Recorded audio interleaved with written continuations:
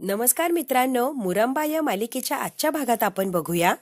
आरोही आणि अक्षय आता स्कूलमध्ये आलेले असतात आणि आरोही समोर जेव्हा रमाला बघते तेव्हा पटकन तिच्याकडे जायला विचार करते.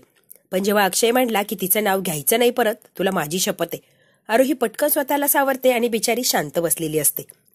अक्षय आता रमाच्या समोर येऊन उभा राहतो आणि म्हणतो, सॉरी थोडासा उशीर लागला यायला, कारण सगळी फॅमिली तुम्ही बोलवली होती ना, म्हणून जरा वेळ लागला. सॉरी बरं मॅडम, उशीर झालाय. आरोही आली, मी आलो आणि माझी फियांसी सुद्धा आलीये. आता साखरपुडा करणार आणि लगेच लग्न सुद्धा करणार. सांगा आता कसं काय गणपती वगैरे करायचा, आम्ही कॉम्पिटिशन मध्ये भाग घेतोय. अक्षय मुद्दाम रमाला म्हणतो, आम्ही तिघे फॅमिली म्हणून हा गणपती केला तर चालणार आहे ना. आरोही आता अक्षयकडे बघत असते आणि रमाही अक्षयकडे बघत असते. अक्षय ह्या मुलीशी लग्न करतोय होय? अक्षय म्हणतो, अहो मॅडम तुमच्याशी बोलतोय मी, तुम्हाला चालणार असेल फॅमिली म्हणून आम्ही गणपती केला तर हो म्हणा की. रमा म्हणते, हो चालेल की, करा ना, फॅमिली म्हटल्यावर मी कशाला नाही म्हणणार. रमा म्हणते, प्लीज तुम्ही बसून घ्या, आधीच आपल्याला खूप उशीर झालाय. अगं मालविका ये की बस. अक्षय आता मुद्दाम रमाला जलस फील करण्यासाठी हे नाटक करत असतो. रमा आता गणपती आणि पार्वती, शंकर भगवान यांच्याविषयी माहिती सांगत असते. माहिती सांगून झाल्यावर म्हणते, बघा सगळ्यांना तर माहितीच आहे, मी काही नवीन सांगण्यात अर्थ नाहीये. चला आता आपण सगळे मिळून आपली फॅमिली आपल्या आपल्या पद्धतीने आपल्या आवडीचा गणपती बाप्पा बनवण्याचा प्रयत्न करणार. सगळ्यात छान ज्याचा गणपती असणार त्याला मात्र खूप सुंदर असं बक्षीस दिलं जाणार. अक्षय आणि मालविका गणपती बनवायला लागलेले असतात. आरोही सारखी चिडचिड करते आणि मालविकाचा हात असा झटकावून टाकत असते. अक्षय मुद्दाम त्या मालविकाच्या जवळ जाण्याचा प्रयत्न करतो, हाताला हात लावतो, तिच्याकडे बघून हसतो. सगळं काही अक्षय मुद्दाम करत असतो, फक्त रमाला त्रास व्हावा यासाठी. रमा बिचारी लांबून सगळं काही अक्षयचे नाटकं बघत असते. मालविका त्या मातीमध्ये हात घालते आणि तिचे नख तुटलं जातं. ती म्हणते, अक्षय आय एम सॉरी, माझं नख तुटलं, मी हे नाटकं करू शकत नाही, आणि पटकन उठून तिथून निघून गेलेली असते. अगं असं जाऊ शकत नाहीये तू. मालविका तिथून निघूनही जाते. आरोही म्हणते, अरे बाबा आता आपण कसा बाप्पा बनवणार, आता आपण दोघच राहिलोय. आपण करूया बाप्पा, मी आहे ना, माझ्यावर विश्वास ठेव, मला काय कोणाची गरज नाहीये, मी स्वतः करू शकतो. आरोही बेटा अजिबात टेन्शन घेऊ नको. रमाने सगळे काही नाटकं आता बघितलेले असतात. रमा येते आणि डायरेक्ट मातीत हात घालते आणि मग म्हणते, मी मदत करू. अक्षय आता तिच्याकडे बघतच थांबलेला असतो. आरोहीला इतका आनंद होतो. आरोही म्हणते, आई चालेल की, आपण तिघे मिळून गणपती बाप्पा बनवूया. अक्षयचा नाविलाज असतो, अगदी शांतपणे गणपती बनवण्याला मदत करतो. अक्षय आता अधूनमधून रमाकडे बघत असतो, चोरून चोरून, आणि रमाही अक्षयकडे बघत असते. रमा आता आरोहीची चेष्टा करत असते, तिच्या नाकाला जरा थोडीशी माती लावते. आरोहीला खूप आनंद झालेला असतो की आई माझ्यासोबत गणपती बाप्पा तयार करतीये. रमा सुद्धा चोरून चोरून अक्षयलाच बघत असते. अरे बाबा तू काय बनवलंय, आईला दे की. अक्षयने काही एक बनवलेलं नसतं. अक्षय काहीतरी करण्याचा प्रयत्न करतो पण जमत काही नसतं. गणपती बाप्पाचे कान बनवले असं दाखवतो, ऍक्च्युअल मध्ये कान वेगळंच काहीतरी असतं. छान असा गणपती तिघांनी मिळून बनवलेला असतो. आरोही म्हणते, हा बाप्पा मी माझ्या घरी घेऊन जाऊ शकते? हो आरू, नक्कीच घेऊन जाऊ शकतेय, सगळ्यांनी आपापले बाप्पा आपल्या घरी घेऊन जाऊ शकताय. आरोही म्हणते, अरे देवा, छोटा उंदीर बनवायचा राहिलाय, आता काय करायचं, उंदीर मामा कसा बनवायचा? उंदीर मामाच्या कानात काही सांगितलं की तो लगेच बाप्पाला जाऊन सांगतो, म्हणून उंदीर मामा मला आधी बनवायचाय. ते म्हणतो, करा दोघीच, मी आलोच. हात धुवायला आता निघून गेलेला असतो. आरोही आता छोटासा उंदीर मामा बनवते आणि गणपती बाप्पाच्या जवळ ठेवते आणि त्याच्या कानात सांगते, बाप्पा नेहमी तू तुझ्या आईला भेटायला येत असतो ना, या वेळेला जरा उलट कर. माझ्या आईला मला भेटवण्यासाठी येऊ दे की आमच्या घरी, आणि माझ्यासोबतच राहू दे की. गणपती बाप्पा, माझी आई, सगळेजण आम्ही मिळून अशी धमाल करू. गणपती बाप्पा एवढं ऐक की, माझ्या आईला प्लीज या वर्षी माझ्या बरोबर पाठव की. आरोही जेव्हा हे उंदीर मामाच्या कानात सांगत असते तेव्हा सगळं काही रमाने ऐकलेलं असतं आणि रमा आता हे ऐकून बरोबर तसंच करणार असते जे आरोहीला हवं असतं. तिथेच मनातल्या मनात म्हणते, बाप्पा तुझ्या आईला घेऊन तुझ्या घरी नक्की येणार आरोही बाळा, अजिबात काळजी करू नकोस. अक्षयच्या घरी ही लगबग चाललेली असते. गणपती बाप्पा येणार म्हणून सगळं काही डेकोरेशन, तयारी आपापल्याप्रमाणे प्रत्येक जण सजावट कशी करायची हे ठरवतं आणि तशा प्रकारे कामही करत असतं. आता सीमा आणि आजी दोघी जणी बसलेले असतात. सीमा म्हणते, मी मोदक करणार. सीमा म्हणते, आई दरवर्षी मोदक करते ना, अगदी तसेच मोदक करणार. आता आजी सुद्धा म्हणते, हो हो कर की सीमा, तुला आवडतात, हवे तसेच मोदक कर तू. सुंदर मोदक कर, आपण सगळेजण खाणार आहोत ते मोदक. इकडे आता अक्षय लाइटिंग वगैरे बघत असतो. लाईट चालू होतात की अक्षयला लगेच रमाची आठवण आलेली असते. जेव्हा ते गणपतीची तयारी करत असतात तेव्हा माळा वगैरे पडलेले असतात.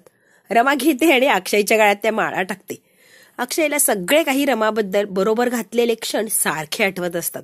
रमा अक्षयच्या मनातून ना डोक्यातून ना घरातून कुठूनच बाहेर गेलेली नसते. फक्त अक्षय दाखवतो की त्याला राग येतो किंवा तिला मी विसरलोय, पण अक्षय कधीही तिला विसरलेला नसतो.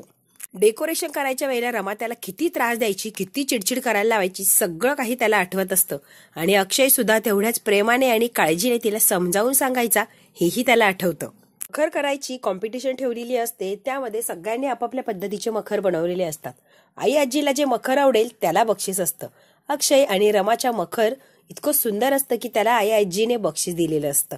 सगळे काही क्षण अगदी ताजे झालेले असतात आणि अक्षयच्या समोरून असे चाललेले असतात. आरोही म्हणते, बाबा या वर्षी खूप मोठं डेकोरेशन करायचंय, खूप मस्त. हो ना ग आजी? या वर्षी खूप खूप मज्जा येणार आहे.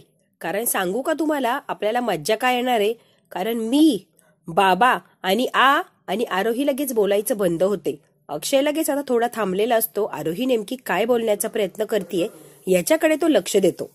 सगळीच आपापली कामं थांबवतात आणि नेमकी आरोही काय सांगण्याचा प्रयत्न करतेय याच्याकडे लक्ष देत असतात. आरोही जरा लाडात येते, जवळ येते अक्षयच्या आणि त्याचा एक गोड पापा घेते. बाबा तू किती चांगला आहे रे. आरोही जरा लाडात येऊन बोलते आणि अक्षयचा आता मूड बदलण्याचा प्रयत्न करते. कारण तिच्या लक्षात येतं की मी जेव्हा आईचं नाव घ्यायला लागले तेव्हा सगळ्यांनी माझ्याकडे बघितलेलं असतं. अक्षय म्हणतो, बाज बाज, फार लाडीगुडी लावायची काही गरज नाहीये, जा तू तुझं काम कर. भरपूर डेकोरेशन बाकी आहे, उद्या सकाळी लवकर उठायचं आहे ना, चला आवरा पटपट. मालविका म्हणते, अक्षयजी मी सुद्धा लवकर तयार होईल, मग आपण सोबत मूर्ती आणायला जाऊया. अक्षयला आता मालविकाचा राग आलेला असतो. तो म्हणतो काही गरज नाहीये, माझा मी एकटा जाईन. आजी आता खूप काळजी घेते सीमाची. जेव्हा तिला जीव लावायला हवं होतं तेव्हा काही जीव लावलेलं नसतं. आता सगळं काही हातातून निसटल्यावर सीमाची काळजी घ्यायला लागलेली असते ही म्हातारी. चल सीमा, आता उशीर झालाय ना, आपण झोपूया, सकाळी आपल्याला सुद्धा लवकर उठायचंय. चल बरं सीमा, आपण झोपूया. आता त्यांच्याकडे बघत असते इरावती. काय नाटकं चालले या म्हातारीचे. इरावती म्हणते, कुठे चाललीस? अगं जाऊ नको तू बस. गणपती आणायची आयडिया तूच दिलीये ना, मग थांब की. सगळं डेकोरेशन होईपर्यंत तू कुठे जाऊ नकोस. आजी म्हणते, आयडिया नाही दिली, सद्बुद्धी दिली. ती मी नाही दिली, साक्षात गणपती बाप्पानेच दिली. बाप्पाचं आगमन म्हणजे दृष्टांचा संहार, कळतंय का तुला? इरावती म्हणते, हो का, म्हणजे दृष्ट लोक मरून जाणार का? हो, असंच समज. आजी म्हणते, आता बाप्पा आला ना एकदा घरात की सगळं काही चांगलं आणि मनासारखं घडणारे इरावती. लक्षात ठेव. हो ना ग सीमा, सगळं छान छान होणार ना? सीमा म्हणते, हो, सगळं काही छान होणार. सीमाच्या हातामध्ये जी बाहुली असते इरावती मुद्दा मोडते आणि म्हणते, हिला कुठे घेऊन चाली? सीमा म्हणते, अरे ती झोपलीये ना, रमा झोपलीये, झोपू दे तिला. सीमा म्हणते, शी, उगाच उठवलं तिला, आता परत वेळ लागणार मला तिला झोपी घालायला. आजी म्हणते, चल सीमा, लक्ष देऊ नको, आपण परत तिला झोपूया. सगळे गेलेले असतात. आता मालविका पटकन इरावतीच्या जवळ येऊन बसते आणि म्हणते, तुम्ही अक्षयजींना सांगा ना, आम्ही जोडीने जाऊ की गणपती आणायला. प्लीज मॅम, तुम्ही सांगा ना अक्षयजींना. इरावतीच्या लक्षात असतं की अर्था इथेच बसलेली. अर्था, जा बरं, रमाकांत आजोबा कुठे, लाइटिंग वगैरे लावायची आहे ना, त्यांना शोधून आण आधी, जा बरं अर्था. आता अर्थाला मुद्दाम तिथून घालवून देते इरावती. इरावती आता मालविकाला अशी जोरात हात ओढते आणि तिच्या अंगावर धावून जाते. गणपती घरात येणार नाही, हे सगळे नाटकं चालली आहेत. मी गणपती घरात येऊच देणार नाही, कळतंय का? अक्षय सोबत चाललीये गणपती आणायला, तोंड घेऊन अगदी शांत बसायचा आणि स्वतःचं डोकं वापरायचं नाही. इरावती हातातली कात्री अशी चालू बंद करत असते आणि म्हणते, दुसऱ्यांचा संहार, बघू आता कुणाचा नाश होतोय. इरावती आहे की सगळ्यांचा नाश करायला. दुसऱ्या दिवशी सकाळी सगळे छान असे मस्तपैकी नवीन छान कपडे घालून तयार झालेले असतात. अक्षय सुद्धा छान तयार होऊन आरशासमोर उभा असतो. अगदी फॉर्मॅलिटी करते आणि दार नॉक करते. इरावती म्हणते, येऊ का अक्षय मी? अक्षय म्हणतो, हो ये की. मालविकाने कॉफी आणलेली असते अक्षयसाठी. इरावती म्हणते, अक्षय कुणाला बोलावलंयस का? कुणाला म्हणजे काय आत्या? प्रसाद जास्तीचा करायला, नैवेद्य जास्तीचा करायला कुणाला बोलवलंय का तुझ्या ओळखीचं? मी कुणालाही बोलवलं नाही आणि कुणीही घरी येणार नाहीये, कळालं? फक्त आपापली माणसं आहे घरातली. ही खूप छान तयार झालेली असते आणि ड्रेसही खूप छान घातलेला असतो. इरावती म्हणते, वाव, काय छान दिसतंय माझं पिलू, एक नंबर दिसतंय. बाबा मी कशी दिसतीये रे? छान दिसतीये ना रे? अरे सांग ना बाबा, मी कशी दिसतीये? अगं तू छानच दिसतीयेस, पण कसं आहे नारू बाळा, कुणी न सांगता तयार झाली, तेही स्वतःच्या स्वतः. कसं ग, कस काय झाला हा चमत्कार? अरे बाबा, गणपती बाप्पा आणायचाय, मग लवकर तयार व्हायला नको का? उशीर नको रे माझ्यामुळे, म्हणून तू तयार झाली. बाकीचं कोणी झालंय का तयार? उठलंय का कोणी? ते तरी बघून ये आधी. पटकन सगळ्यांना उठव आणि रेडी व्हायला सांग. 1 मिनिट, मी लगेच जाऊन बघून आले कोण कोण रेडी झालंय आणि कोण कोण नाही. आरोही बिचारी आता गेलेली असते, कोण उठलं आणि कोण नाही बघायला. ती म्हणते, काय रे अक्षय, खरंच आणायचा आहे का गणपती? काही पर्याय आहे का आत्या? दिसतोय का तुला काही पर्याय? आता ती आरोही अगदी हात धुवून मागच लागलीये, गणपती आणायचा, गणपती आणायचा. आता जर तिला नाही म्हटलं तर ती काय करणार तुला तर माहितीच आहे. नाही म्हणजे अक्षय, कसं आहे ना, गेली 7 वर्ष आपण गणपती बाप्पा आणलेला नाहीये. जशी काय रमा आपल्याला सोडून गेली तसा काय गणपती आणलेला नाहीये. आणि अचानक आता 7 वर्षानंतर गणपती बसवायचा, जरा वेगळं वाटतंय रे अक्षय, म्हणून तुला विचारायला आली. आज आपण 7 वर्षानंतर पाचगणीत आलो आणि इथे आल्यावर आपण गणपती आणतोय, म्हणजे रमाने आपल्याला इथे आणलं आणि तिचं अस्तित्व आहे असं मान्य केल्यासारखं झालंय. गणपती जर आपण बसवला तर असं होणार. बघ आता अर्थ कसा लावायचा आणि काय लावायचा. बघ बाबा, तुझं म्हणत असेल तर आपण नक्कीच आणूया गणपती. पण अक्षय, खरं सांगू का, माझी तर काही इच्छा नाहीये गणपती आणायची. कारण त्या रमाला डिमांड दिल्यासारखं किंवा तिची आठवण येते, तिच्या आठवणीत आपण झुरतोय, तिच्याशिवाय आपलं काही होऊ शकत नाही, थोडक्यात असा अर्थ निघणार. म्हणून आपलं विचारलं तुला. तरी पण तू ठरवशील तसं, तू म्हणशील तसं. तू जर म्हटलं बसवायचा तर बसवायचा, नाही तर नाही. तुझ्यावर सोपवले बाबा मी. आता इकडे साई आणि रमा रस्त्याच्या कडेला उभे असतात, काहीतरी काम असतं. तेवढ्यात लोक गणपती घेऊन जात असतात आपापल्या घरी. सगळ्यांचं अगदी कौतुकाने ती बघत असते सगळ्यांकडे की किती छान आपापली फॅमिली येते, गणपती बाप्पा घेऊन जाते आनंदात. खरंच रमाला खूप कौतुक लागतं आणि त्यांच्याकडे ती बघतच थांबलेली असते. साई म्हणतो, रमा. साई म्हणतो, काय विचार काय चाललाय, कळेल का मला? अहो साई, काय सारखं सारखं तेच तेच. तुमच्यामुळे मला कळालंय की अक्षय गणपतीची मूर्ती कुठून नेणार आहे. Thank you so much. तोच विचार करतेय मी. आता मात्र मी जेव्हा काय करेल पुढचं तेव्हा मात्र धमाका होणार. काय रमा थँक्यू लावलंय? धमाका करा आधी, मग बघूया थँक्यूचं. रमा म्हणते, ते मुहूर्त कधीच चुकवत नाही. अजून कसे आले नाही मला हेच कळत नाहीये. साई अगदी कौतुकाने बघत असतो ह्या रमाकडे की 7 वर्ष झाले तरी अक्षयच्या आवडीनिवडी, सवयी, सगळं काही तिने अगदी तसंच जपून ठेवलेलं असतं आणि अजून सगळं काही तिच्या लक्षात सुद्धा असतं. साई म्हणतो, 7 वर्ष झाली रमा, पण तुम्हाला अक्षयबद्दल सगळं काही आठवतंय अजून सुद्धा. तुम्ही एकही गोष्ट अक्षयची अजिबात विसरलेल्या नाहीयेत. रमा, खरंच कमाल आहे तुमची. मूर्तीवाला असतो तो साईकडे येतो आणि म्हणतो, सर नमस्कार. काय झालंय? अक्षय देवधरांच्या घरून फोन आला होता आणि मूर्ती त्यांनी कॅन्सल करायला लावलीये, ते बाप्पा नेणार नाहीयेत. रमा म्हणते, काय? मूर्ती का कॅन्सल केली असेल आणि बाप्पाने यायचा नाही असा विचार कसा केला असेल? माणूस एवढा निरोप देतो आणि तो निघून जातो त्याच्या कामाला. इकडे आता अक्षयच्या घरी तमाशा सुरू झालेला असतो. हट्ट नकोय मला आरोही, मी सांगतोय तेवढंच माझं ऐकायचं. हट्ट नकोय म्हटल्यावर नाही, मी तुझं काही एक ऐकणार नाही. आणि हे बघ, कितीही नाटकं केले तर मी अजिबातच ऐकणार नाही. आरोही एकही शब्द बोलायचा नाही. अक्षयच्या डोक्यात आता पक्क भरवलेलं असतं इरावतीने आणि अक्षयने ते एक्सेप्ट केलेलं असतं की गणपती आणायचा नाही, रमाचं अस्तित्व आपण मान्य करायचं नाही. आता बिचारी आरोही खूप नाराज झालेली असते. त्याची आठवण येईल असं काही करायचं नाहीये मला या घरात. आता आरोही रडायला लागलेली असते. आजी म्हणते, अक्षय काय बोलतोय त्या मुलीच्या समोर, कळतंय का तुला? अरे जरा शांत हो. अरे लहान आहे ती, तिला कसलं काय कळतंय आपल्यात काय झालंय? आजी असं काय म्हणतेय तू? तिलाही कळू दे की तिची आई कशी वागली आपल्यासोबत, तिने काय काय केलंय कळू दे की तिला. सारखी आई आई आई चाललेली असते ना, तिची आई काय होती, आपल्याशी काय वागून गेली, तिलाही कळू दे की जरा. किती दिवस लपवून ठेवायचे, आता मोठी झालीये ती, कळतंय तिला. मालविका म्हणते, मी काय म्हणते, अक्षयजी म्हणताय ना नको तर नको सेलिब्रेट करूया, कशाला उगाच ते गणपती वगैरे. आरोही म्हणते, शांत बस, मला सेलिब्रेट करायचंय. इरावती तिला समजून सांगायला जाते. आरोही म्हणते, एक शब्दही बोलू नका तुम्ही, मला कोणाशीच काही बोलायचं नाहीये. जे आता सांगण्याचा प्रयत्न करते, अरे अक्षय लहान आहे ती, तिचं मन का मोडतोयस तू? नको तिला असा त्रास देऊ. काय मागितलंय, गणपती बाप्पाच ना, आणून दे की तिला प्लीज अक्षय. इरावती म्हणते, 1 मिनिट ममा, का मध्ये मध्ये बोलतीये? अक्षय नाही म्हणतोय तर नाही म्हणतोय, आणि जरा ऐकायला शिकू दे की. मोठ्यांनी काही सांगितलं तर आपल्या बाबा काय सांगतोय ना तेही तिला कळू दे. अगं इतकी मोठी नाहीये इरावती ती, लहानच आहे अजून. इरावती म्हणते, ममा तू जरा थांब ना, का मध्ये मध्ये बोलतीये, आम्ही दोघं बोलतोय ना, तू जरा शांत बस ममा. ममा अक्षय जे बोलतोय ना ते बरोबर आहे असं मला वाटतंय, आणि प्लीज त्याच्या पद्धतीने होऊ दे की जरा, आपण का मध्ये मध्ये करायचं. त्याच्या पद्धतीने आरोहीला समजावू दे, वळण लागू दे, आपण का मध्ये मध्ये बोलतोय. त्याची मुलगी आहे, तो बघेल काय करायचं आणि काय नाही. आरोही बेटा चल आपण आईस्क्रीमचा केक ऑर्डर करूया. आरोही हात करते आणि म्हणते, मला कुठलाही केक वगैरे ऑर्डर करायचा नाहीये, कळलं, आणि तुमच्यासोबत तर मला कुठेच यायचं नाहीये. इरावती म्हणते, चॉकलेट केक, आईस्क्रीम केक, तू म्हणशील तो केक आपण आणूया. आरोही म्हणते, मला आणायचं नाही आणि मला काही खायचं पण नाहीये, सांगितलं ना मी. खूप चिडलेली असते ही आरोही आणि आता चिडली म्हटल्यावर शांत करणं ही अवघड आहे. अक्षय आता प्रयत्न करत असतो तिला समजावून सांगण्याचा. इकडे मात्र रमाला टेन्शन आलेलं आहे की मूर्ती कॅन्सल का करायला लावली असेल. आपण जो प्लॅन केला तो सगळा फसलाय. साई आपण आधी येऊन थांबलो पण त्यांनी मूर्तीच तिकडून कॅन्सल केलीये. आता गणपती जाणार नाहीये घरी म्हटल्यावर अवघड आहे ना. साई शक्यच नाहीये, ते गणपती बसवणार नाही असं होतच नाही. मुकादमांच्या घरची परंपरा आहे, ते गणपती बसवतात अगदी हौशीने. आणि यावर्षी गणपती बसवणार नाही असं शक्यच नाही ना. पण त्यांनी गणपती कॅन्सल करायला लावला याच्यावरून तर कळतंय की ते गणपती बाप्पा बसवणारच नाहीये. अक्षय का असं वागताय साई, मला काही कळतच नाहीये.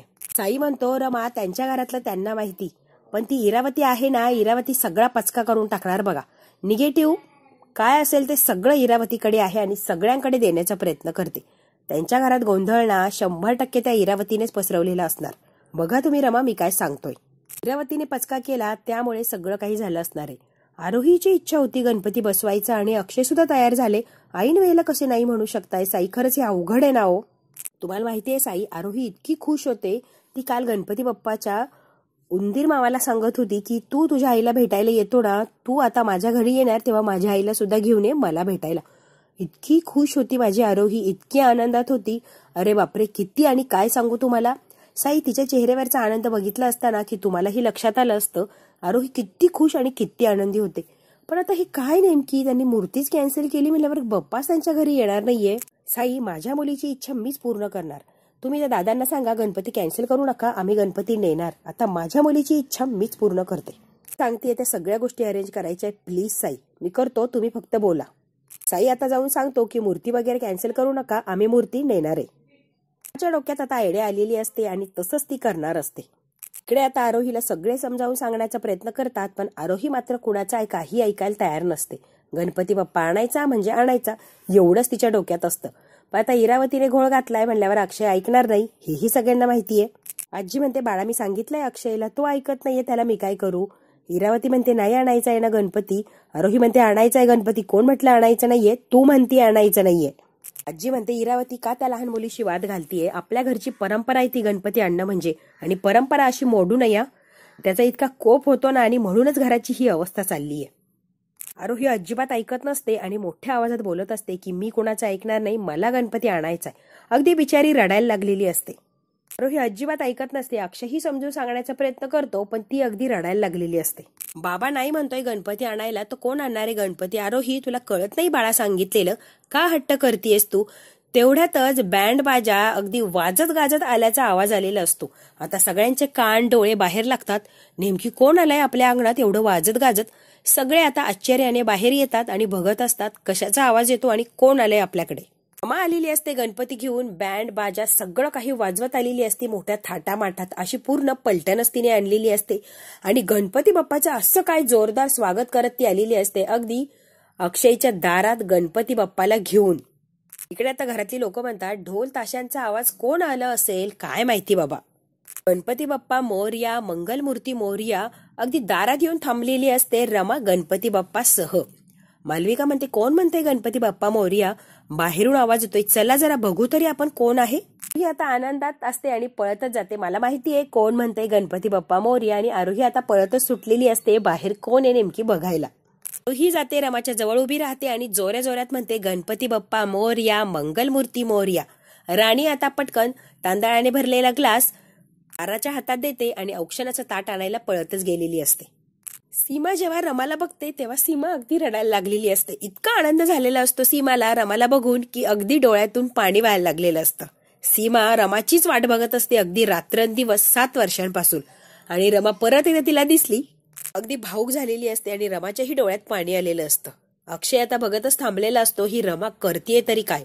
रमा स्वतःला सावरते आणि म्हणते बाप्पाला घेऊन आलीये मी, स्वागत करणार नाही का माझं.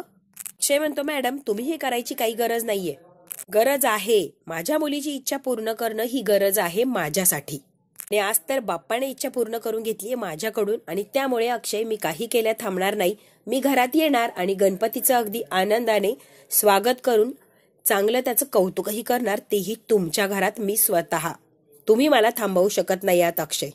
इरावती म्हणते हे सगळं करायचं असेल तर स्वतःच्या घरी का करत नाही, आमच्या घरी कशाला आलीये इथे. इरावती आत्या, माझ्याच घरी घेऊन आलीये मी. हे माझंच घर आहे आणि माझ्याच घरात आणलाय मी गणपती बाप्पा. आजी म्हणते, चांगलं केलं ग रमा. गणपतीची इच्छा असेल की त्याची सेवा तुझ्या हाताने घडवावी तर कोणी सुद्धा तुला अडवू शकत नाही.